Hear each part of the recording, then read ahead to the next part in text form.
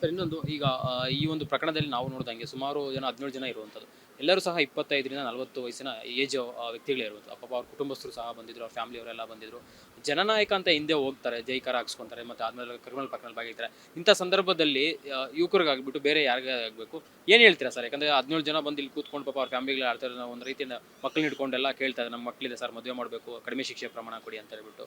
So ಮುಂದೆ ಯಾರಾದರೂ ಅಪರಾಧ ಮಾಡಕ್ಕೆ ಹೋಗೋರಿಗೆ ಅಂಥವ್ರಿಗೆ ಈ ಒಂದು ಪ್ರಕರಣ ಒಂದು ರೀತಿ ಪಾಠ ಆಗುತ್ತೆ ಅನ್ಸುತ್ತೆ. ಹೌದು, ಸತ್ಯವಾಗಿ ಇದು ಪಾಠ ಆಗುತ್ತೆ. ಏಕಾಗುತ್ತೆ ಏನಂದರೆ, ಯುವ ಜನತೆಗೆ ಈ ಒಂದು ಪ್ರಕರಣ ಅತ್ಯುತ್ತಮವಾದಂಥ ಪಾಠ. ಯಾಕಂದರೆ ಈ ಒಂದು ಪ್ರಕರಣದಲ್ಲಿ ಪಾಲ್ಗೊಂಡಿರುವಂಥ ಹುಡುಗರು ಇದ್ದಾರಲ್ಲ, ಆ ಪಾಲ್ಗೊಂಡಿರುವಂಥ ಹುಡುಗರ ಹಿನ್ನೆಲೆಯನ್ನು ನಾನು ಓದಿದೆ. ಹಿನ್ನೆಲೆಯನ್ನು ಓದಿದಾಗ ಅವರೆಲ್ಲ ಅಪ್ಪ ಅಮ್ಮ ಇಲ್ಲದೇ ಇರೋರು ಇದ್ದಾರೆ. ಒಂದಷ್ಟು ಜನ ಅವರು ಬೇರೆ ಬೇರೆ ಕೆಲಸಗಳು ಮಾಡ್ತಿದ್ದವರು, ಒಂದಷ್ಟು ಜನ ಈ ಅಪರಾಧ ಪ್ರಕರಣಗಳಲ್ಲೇ ಪಾಲ್ಗೊಳ್ಳದೇ ಇರುವಂಥವರು ಕೂಡ ಇನ್ವಾಲ್ವ್ ಆಗಿದ್ದಾರೆ. ಅಂದರೆ ಅವರ ಲೀಡ್ರ್ ಮೇಲೆ ಇರುವಂಥ ಅಭಿಮಾನ, ಅವರ ಲೀಡ್ರ್ ಮೇಲೆ ಇರುವಂಥ ಒಂದು ಅಕ್ಕರೆ ಇದೆಯಲ್ಲ, ಆ ಅಕ್ಕರೆ ಇವರನ್ನು ಈ ದಾರಿಗೆ ಕರ್ಕೊಂಡು ಹೋಗುತ್ತೆ. ಹಾಗಾಗಿ ಈ ಒಂದು ರಾಜಕೀಯ ಅನ್ನುವಂಥದ್ದು ಏನು ಗೊತ್ತಾ, ರಾಜಕೀಯ ಅನ್ನುವಂಥದ್ದು ನಾಯಕತ್ವದ ಒಂದು ವ್ಯವಸ್ಥೆ. ಆ ನಾಯಕತ್ವದ ವ್ಯವಸ್ಥೆ, ಒಬ್ಬ ನಾಯಕ ತಾನು ತನ್ನನ್ನು ಬೆಳೆಸ್ಕೊಳ್ಳೋಕ್ಕೆ ಇನ್ನೊಂದನ್ನು ತುಳಿದು ಹೋಗ್ತಾ ಇರ್ತಾನೆ. ಈ ತುಳಿದು ಹೋಗುವಂಥ ಸಂದರ್ಭದಲ್ಲಿ ಆಗ ಮನುಷ್ಯನೂ ಸಿಗ್ಬೋದು, ಪ್ರಾಣಿನೂ ಸಿಗ್ಬೋದು, ಹೆಣ್ಣು ಸಿಗ್ಬೋದು, ಗಂಡು ಸಿಗ್ಬೋದು. ಆ ತುಳಿತಕ್ಕೆ ಸಿಕ್ಕಾಕೋಬೇಡಿ. ಒಂದೊಂದು ತನ್ನ ಸ್ವಾರ್ಥಕ್ಕೆ ಇನ್ನೊಬ್ಬರ ಒಂದು ಜೀವನವನ್ನು ಪಣವಾಗಿ ಪಡೆದುಕೊಂಡು ತಮ್ಮ ಒಂದು ಜೀವನವನ್ನು ಕಟ್ಟಿಕೊಳ್ಳುವಂತಹ ನಾಯಕತ್ವ ಇರುವಂತಹ ನಾಯಕರ ಜೊತೆ ಬೆರಿಬೇಡಿ. ಯಾರು ನಿಮ್ಮ ಮನೆಯವರೆಗೂ ಬಂದು ನಿಮ್ಮ ನ್ಯಾಯ, ನಿಮ್ಮ ಸ್ಥಾನ, ನಿಮ್ಮ ನೋವನ್ನು ಯಾರೂ ಕೇಳೋದಿಲ್ಲ.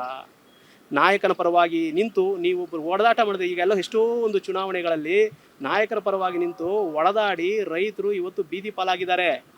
ಕ್ರಿಮಿನಲ್ ಕೇಸುಗಳಲ್ಲಿ ಇವತ್ತು ಓಡಾಡ್ತಾ ಇದ್ದಾರೆ.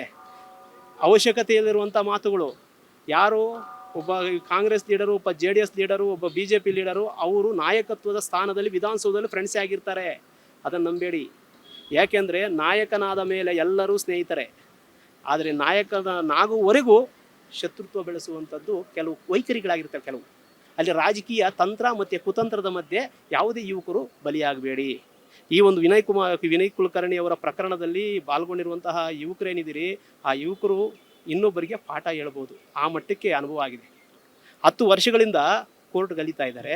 10 ವರ್ಷ ಅಳೆದು ಕೂಡ ಇವತ್ತು 10 ವರ್ಷ ಆದಮೇಲೆ ಇವತ್ತು ಮತ್ತೆ ಜೈಲಿಗೆ ಹೋಗುವಂತಹ ಪರಿಸ್ಥಿತಿ ನಿರ್ಮಾಣ ಆಗಿರುವಂಥದ್ದು ತುಂಬ ಗಂಭೀರವಾಗಿ ತಗೋಬೇಕು. ಯಾವ ಯುವಕರು ಕೂಡ ಕೆಟ್ಟ ನಿರ್ಣಯಗಳನ್ನು ತೆಗೆದುಕೊಂಡು ನಾಯಕರು ಹೇಳಿದ್ರು ಅನ್ನೋ ಕಾರಣಕ್ಕೆ ನೀವು ಇದು ಮಾಡಬೇಡಿ. ಸ್ವಯಂ ನಿರ್ಣಯ ತಗೊಳ್ಳಿ. ತಾನು ಇನ್ನೊಬ್ಬರು ಹೊಡೆದಾಕ್ಬಿಟ್ಟು ಬಂದ್ಬಿಡು ಅಂತಂದರೆ ಹೊಡೆದಾಕಕ್ಕೆ ಹೋಗ್ಬಿಡಿ. ಯಾಕೆ ಹೊಡೀಲಿ ಅಂತ ನೋಡಿ ಯೋಚನೆ ಮಾಡಿ. ಒಡೆಯುವುದರಿಂದ ಆಗುವಂಥ ಪರಿಣಾಮನ ಯೋಚನೆ ಮಾಡಿ.